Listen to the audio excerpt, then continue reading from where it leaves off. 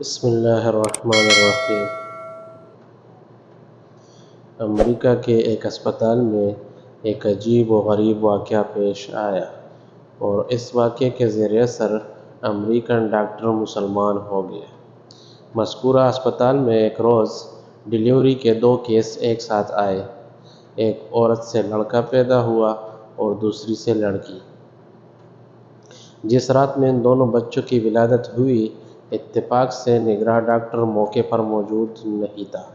دونوں بچوں کے کلائی میں وہ پٹی بھی نہیں باندھی ہوئی تھی جس پر بچے کی ماں کا نام درج ہوتا ہے، تو نتیجہ یہ ہوا کہ دونوں بچے خلط ملط ہو گئے اور ڈاکٹروں کے لیے یہ شناخت کرنا مشکل ہو گیا کہ کس عورت کا کون سا بچہ ہے، حالانکہ ان میں سے ایک لڑکی تھی اور دوسرا لڑکا۔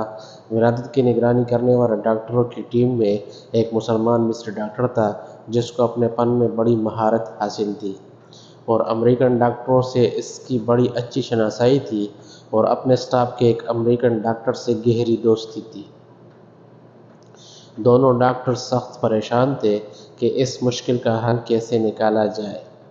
امریکی غیر مسلم ڈاکٹر نے مصری ڈاکٹر سے کہا کہ تم تو دعویٰ کرتے ہو کہ قرآن ہر چیز کی تبیین و تشریح کرتا ہے، اس میں ہر طرح کے مسائل کا احاطہ کیا گیا ہے، تو اب تم ہی بتاؤ کہ ان میں سے کون سا بچہ کس عورت کا ہے۔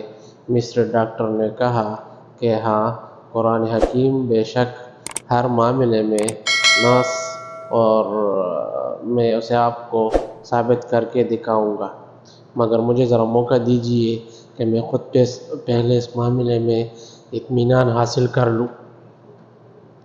چنانچہ مصری ڈاکٹر نے باقاعدہ اس مقصد کے لیے مصر کا سفر کیا اور جامعہ ازہر کے بعض شیوخ سے اس مسئلے میں استفسار کیا اور امریکن دوست ڈاکٹر کے ساتھ کی گئی بات چیت کی روادات بھی پیش کی۔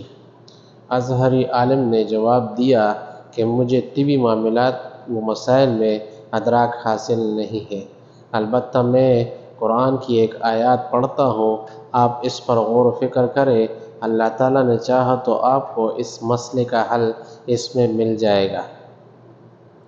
چنانچہ اس عالم نے درج ذیل آیات پڑھ کر سنائی۔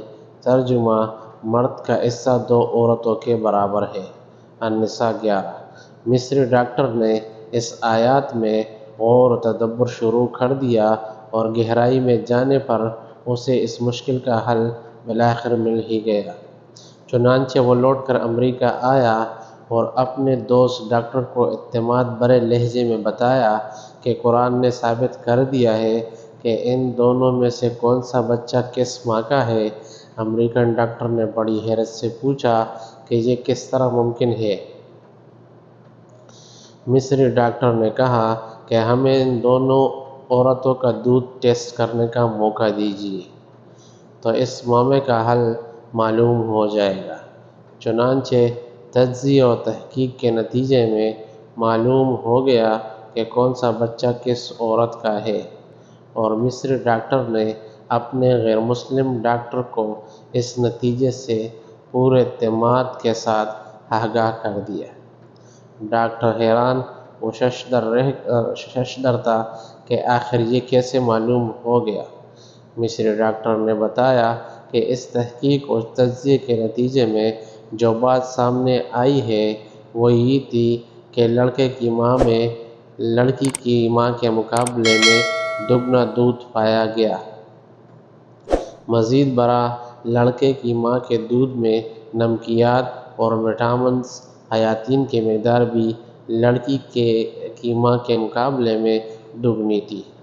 پھر مصری ڈاکٹر نے امریکن ڈاکٹر کے سامنے قرآن کریم کی وہ متعلق آیات تلاوت کی، مرد کا حصہ 2 عورتوں کے برابر ہے، جس کے ذریعے اس نے اس مشکل کا حل تلاش کیا اور جس عقیدے کو حل کرنے میں دونوں ڈاکٹر نہایت پریشان تھے۔